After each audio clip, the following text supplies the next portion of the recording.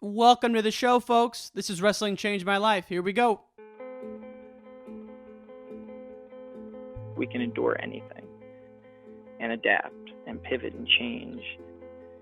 Wrestling gave us that ability. I would say nothing in life has impacted me more than the things wrestling has taught me in terms of self-reflection, resilience.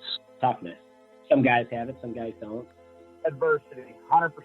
How to pick myself up and be a man after I failed. And everything that has shaped my life and where I'm at today would not be there without the values and basically the lessons I've learned through the sport of wrestling. For me, wrestling saved my life because it allowed me to focus and channel my energy. We're fortunate if you wrestled, because if you wrestled, natural talent helps, but it's 5% of the ingredient. It pales in comparison to heart and technique and effort. It humbled me, taught me humility. Nothing can humble you more than wrestling. I think it's the learning to adapt, right? You learn how to adapt, you learn how to solve problems. You know, if I look back at my time I spent wrestling, if it gave me one thing more than anything else, it's mental toughness. Welcome to the show, ladies and gentlemen. My guest today is Izzy Style Martinez, an Illinois great, MMA coach for John Jones and Holly Holm. He's also the owner of Izzy Style Wrestling Academy. Folks, this interview is uncut in the sense that it was initially recorded as part of the research for Assembly Fall, which is the audio documentary that we released on Tuesday. And so the focus of this is about Eric Tannenbaum, who's one of the co-stars of Assembly Fall. Izzy has his own story that we'll get to eventually, but this one is focused almost entirely on Israel's relationship with Eric Tannenbaum. And so if you have no idea what Assembly Fall is, go check it out. It's episode 145 in the feed. Anytime we do an audio documentary, it's a ton of work, and it would really mean a lot if you guys would check them out. So without further ado, please enjoy this episode with Izzy Style Martinez. All right, recording live. All righty. Izzy Martinez, thank you for doing this, my friend. I appreciate it. No problem, man. It's great to be on. Let's just start at the very beginning, man. How did Jose Martinez become a technical master in the sport of wrestling? You know, he wrestled in high school. You know, my dad was a wrestler in Aurora. So he grew up in the east side of Aurora. And, you know, it's a tough place. And you got to find some extracurricular activities that, you know, aren't gangs and the street culture. So my dad got in the wrestling room and loved it. You know, he had me and my brother and my sister when he was real young. So, you know, got the sport, you know, kind of taken from him as he had to kind of get a job and to get his life going. And, you know, he loved it. So, you know, fast forward, I guess, you know, you could say, you know, he had us when we was in high school. So, you know, fast forward 12 years, you know, and, you know, 10 years and my brother's a wrestler. He's 11 and I'm 9. And the love for the sport was always there. He didn't have the greatest coaching and practice partners and things like that, but the love was there. So when it was time for me and my brother to start wrestling, he loved it, you know, and I see my dad and a lot of these dads that don't have those incredible backgrounds in wrestling, but love the sport. And that's where it was. There was no flow wrestling. There was no, you know, there was nothing. There was no internet. So we ended up, you know, learning a lot from books. And I know it sounds pretty crazy, but, you know, my dad would get these wrestling books and he'd get these old VHS tapes. And, you know, he worked third shift.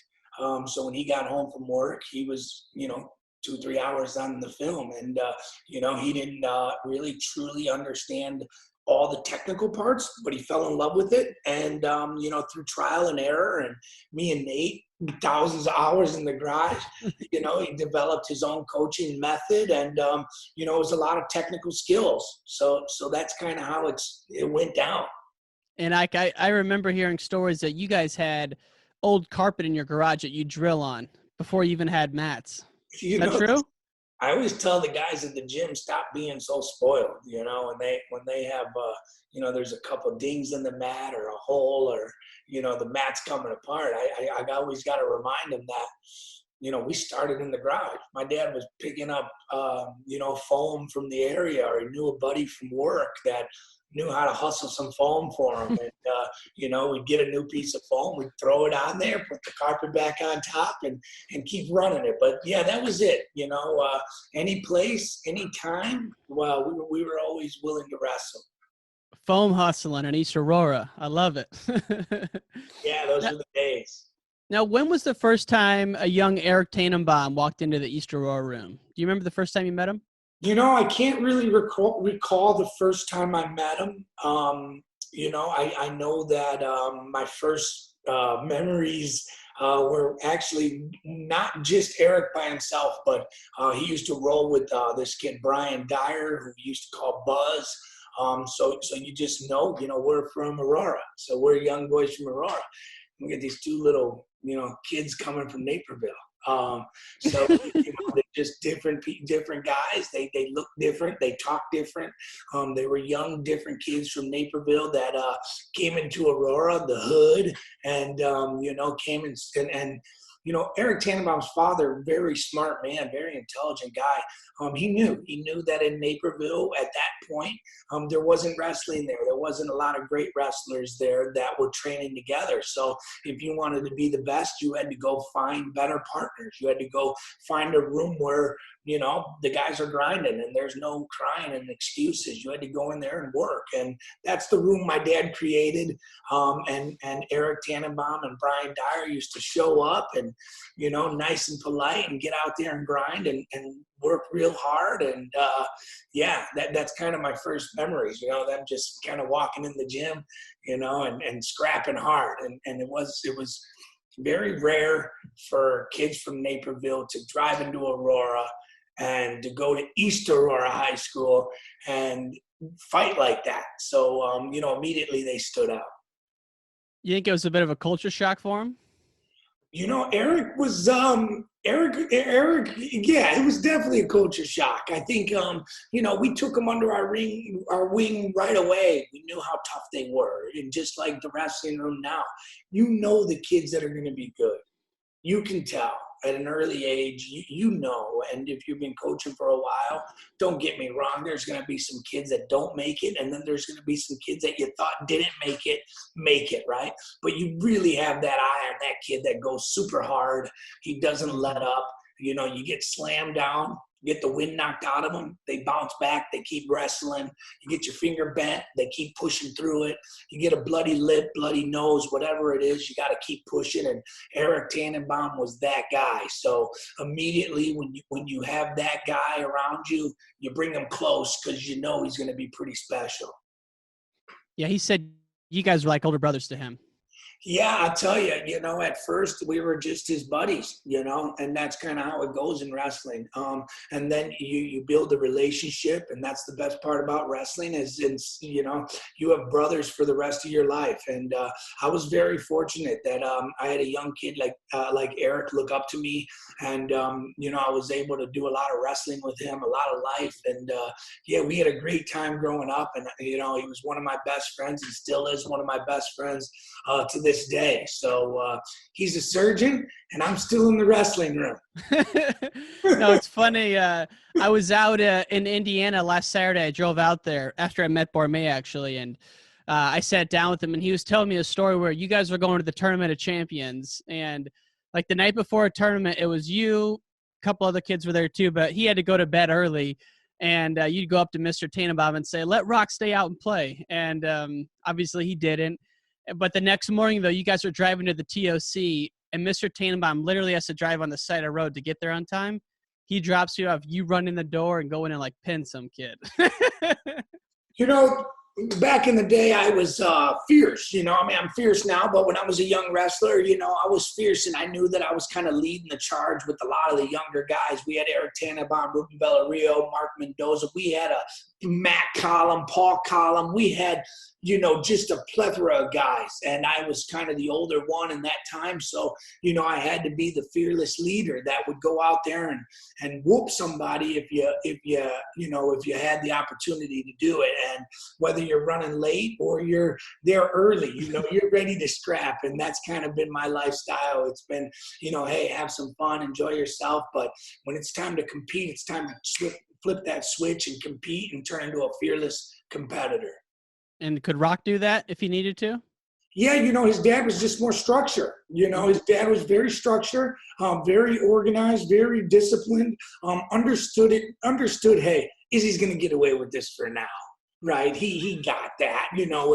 Eric probably doesn't talk like that because of the respect that he has for me. But the reality is, I was able to do some things young that, that other kids weren't able to do. But that type of lifestyle will catch up to you, and eventually it caught up to me. But there's some pretty cool stories.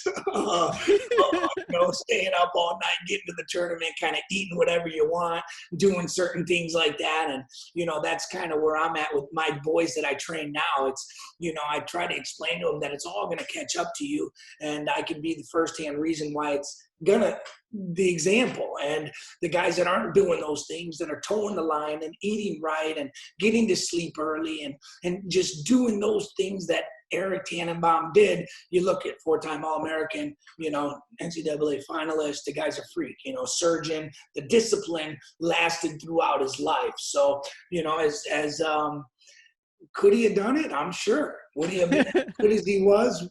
I'm not sure, right? So the route that he took was awesome, and it was special to see. We were out partying in high school, and Eric was doing his homework, and we would go out to parties and go out places, and Eric would show up later because he had to finish his homework. And, those were the things that we weren't so disciplined at that, came back to bite us in the butt. So was he capable? Yes. It's even, when you think about that, everything that he's done in the workload, you think about his high school record, 176-1. I mean, you of all people know just how hard that is in the old 2A to run up a record like that. Where does that, what does that rank all time? And, how significant is that to be 176-1 in the old 2A? It's an unbelievable thing. As a freshman, the freshman year is always tough, right? And you come in, you're at one of these weight classes. I believe he was at 112, I think, his freshman year. So, you come in there and you're not a 6-pounder. That's tough right there. Coming in as a freshman, that's tough right there. But then once you do that, I've seen a lot of guys do it. The key is sustaining that bullseye on your back, that ability to overcome every guy's best match every time you go out there. So the reality behind his record, it's hard to speak about that now. There's different divisions. There's just wrestling's a little different, but it's an unbelievable thing, the way he was, so dominant, and the way he spread fear throughout Illinois. Of his nickname was Rock. So, when you have that nickname of the Rock and you have that, it's, it's pretty scary, especially as those wins keep, stacking up. And before you know it, he was undefeated. I think he, was 2 years undefeated for a while, and then he lost and then he won again, But yeah, it was special kid, different times, but definitely a special run in Illinois wrestling history. It really is. And you mentioned his freshman year, he was undefeated at 112. In his sophomore year, he was undefeated all the way till the end. He was 86-0 going into that last match against Matt Kucala. And that's really the focus of the documentary. But before we get there, it's like, to even go undefeated as a freshman, as you said, is an incredible thing. And then from there, Eric said, at that point, if I lost, I thought it was going to be an illegal slam like Izzy. And so that's what he said. So he thought he was not good to go, but pretty much good to go. And then to get upset as a sophomore like that, I know that was your senior year. Were you at the tournament that year watching? No, I actually went to the junior college national tournament to watch my brother. My brother ended up getting second that year. So I went up there to watch him. And, it was one of those things that you're sitting at this event, you're getting ready to watch the finals, and then all of a sudden, there's a buzz go out through this whole arena. And you're like, what? Come on, this ain't real. My brother's about to wrestle. No way Eric got pinned.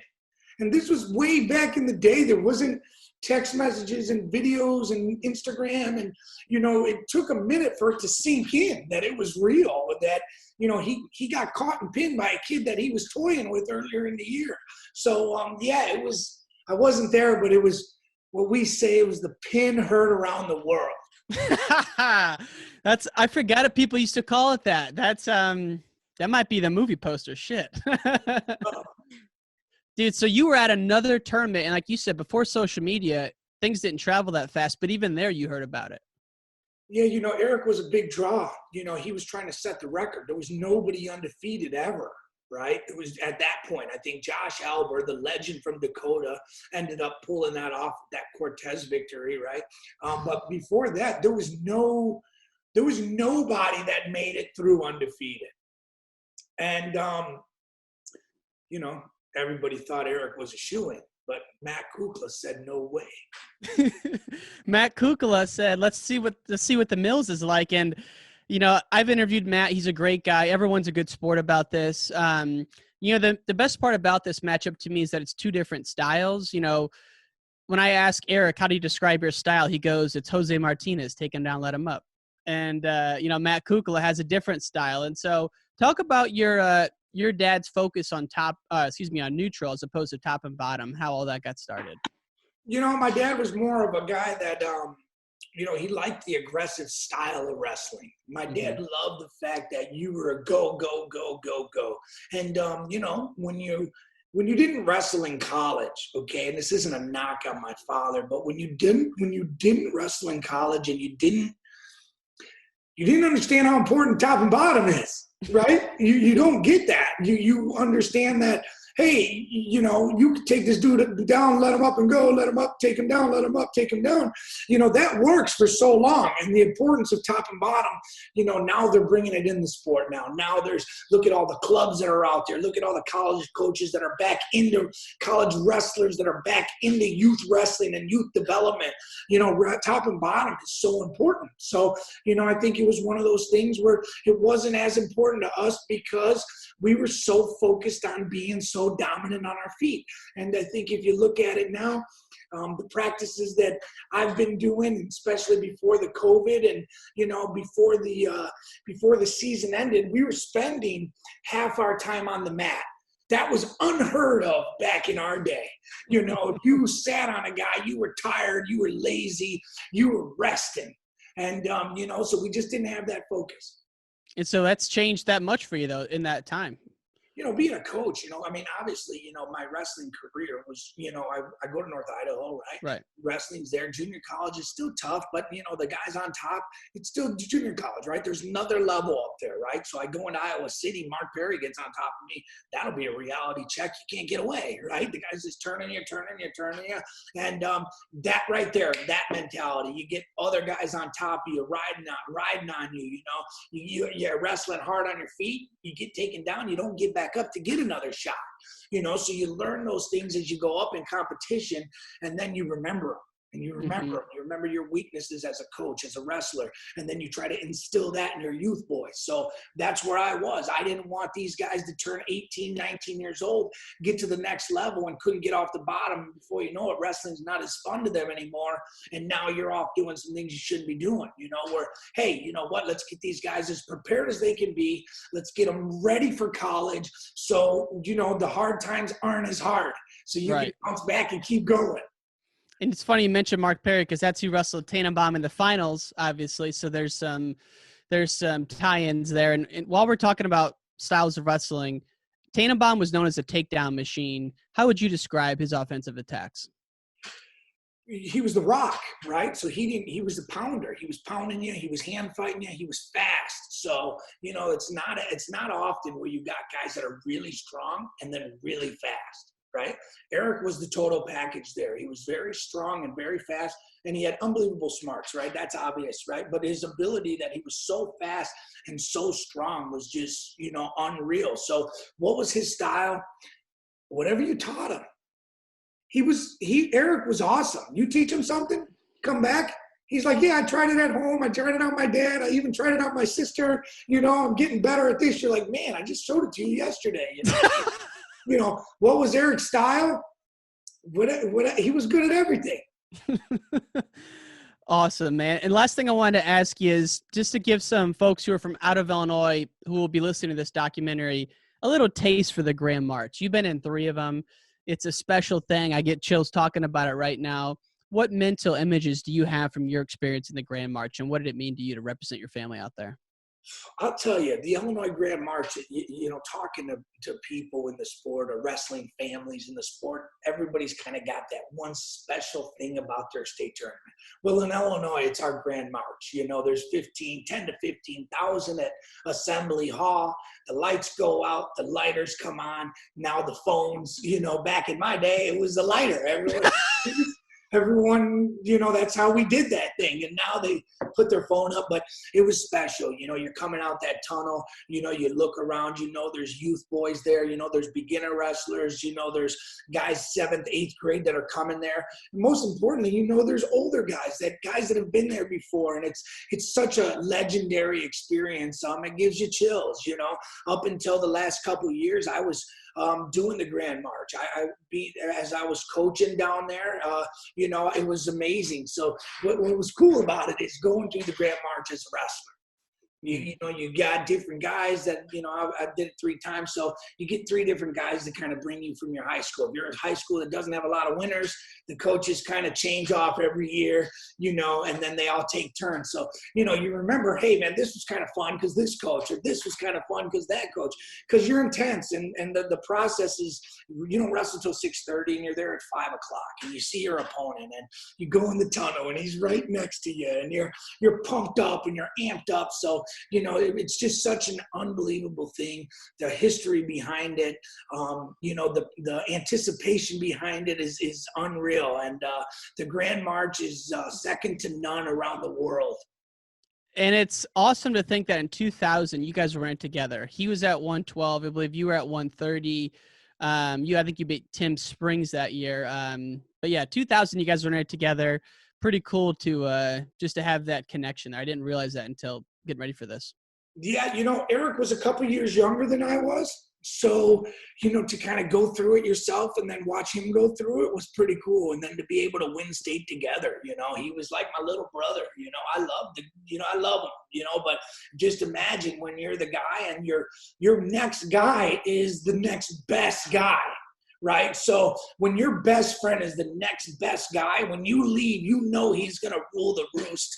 There's an unbelievable feeling. And to watch him win like that was special. I tell the guys all the time, no matter if they're Montini guys or Izzy Style guys or whoever they are in the state finals, you know, to enjoy it. But if you got a teammate there and you're the senior and you got a freshman or sophomore there, you know, to really, really, you know, bond with them because it's one of those things you're never, ever going to forget. And that's it, man. Last question we've been asking everyone. Is this the biggest upset in Illinois finals history? You know what? There's been some big matches. I think with the record, with his undefeated season on the line, with how he's done in college, how he was able to transition and do exceptionally well. I think with you add all that together, he's a surgeon, right? You add all of it up. Yeah, it's the biggest upset ever. And we give props to Matt Kucala and his team. They did a great job. I think that when you know a guy brings his head to his knee and you know that there's one time you can pin him in a cradle, you work it and you really study that. And that's your one opportunity. And I think Matt Kucala's one opportunity, he seized it. He seized the moment. And he did a great job. And that's one of the things that I'd like to share with, you know, everyone. I use Eric Tannenbaum as an example, both good and bad. And, as a coach, you know, being there for such a long time at Montini and getting guys down there, you always look them in the eyes and go, hey, don't get ahead of yourself. My best friend got pinned by a guy he beat the crap out of earlier in the year. Like, get it together. And I think it's, we don't like to tell Eric we use him as that example, but it's been great for, because everybody at our club knows Eric. Every one of my friends knows who Eric is. So it's a reality. Hey, wow, this guy, 4-time All-American, this. He got pinned in the state finals, and it brings guys back to their senses. So, yeah, I think it's the biggest upset ever, and it's a great learning lesson for every wrestler who just thinks guys are going to fall over for him. There's Matt Kucalas out there that are not going to take that. And also props to Kucala, as you said, sucking it up, manning up, and going in there against a guy who embarrassed you in the state finals. Last match as a senior, pretty cool thing too. I'll tell you, it was unreal. The poise that Matt Kucala had. It's, I've been down there the last 10 years coaching guys. So, just watching our boys overcome things like that and go, hey, this guy over here, he's undefeated. But guess what? I know a situation where the guy was pinned, and getting our guys to wait to seize their moment. And, we had the Tommy Pawlowski way back in the day. He was wrestling a kid, and we said, just when he gets to the high crotch, you've got to sit the corner. And that was our best shot to take him down. Stand up tall, force him into the high crotch, undefeated kid. We ended up getting the corner, and it's just the poise that Matt Kucala had is something that all young wrestlers should watch, but also anybody that's in a weight class where they think the guy's unbeatable. He's not. Everyone's beatable. That's it, man. Izzy Martinez, you are a true gem in the sport of wrestling. I appreciate your time, man. This was I thought the interview on Saturday with Tannenbaum was the last one, but this is it. I'm going to go into post-production this week, and this documentary will be out Tuesday, June 30th, man. I'll be sure to send it to you. Awesome. I'm excited that, you've been doing great work. You got the who's who of wrestling on your show. So it's a privilege and an honor to finally sit down with you and chop it up. We like to say chop it up, so fuck yeah. It's a privilege and an honor to chop it up with you. Like I said, we'll get together, me and you, and we'll do one of these things on our wrestling club and whatever you want on that end. But, it's just great to talk about Eric. I appreciate it, man. No, we'll do one where we can do it in person. I just had Clay Guida on last week, and that took 7 months to get that booked, man. So as long as we beat 7 months, we're golden. Yeah, you know what? Things are busy right now. We got August 1st, Holly Holm. August 22nd, Michelle Watterson. August 29th, we're hoping Yair Rodriguez, and then they're saying September, October for John. Hopefully phase 4 comes in Illinois, or we can start getting back on the mats. We got a busy time, but we'll beat that 7-month mark for sure. And all great things must come to an end. If you want to hear more from the podcast, text WRESTLE to 555-888. That's WRESTLE to 555-888. You can also find us on Instagram, Wrestling Changed My Life, Twitter, Ryan_N_Warner, as well as our website, WrestlingChangedMyLife.com. Take care, y'all. Take care, y'all. Take care.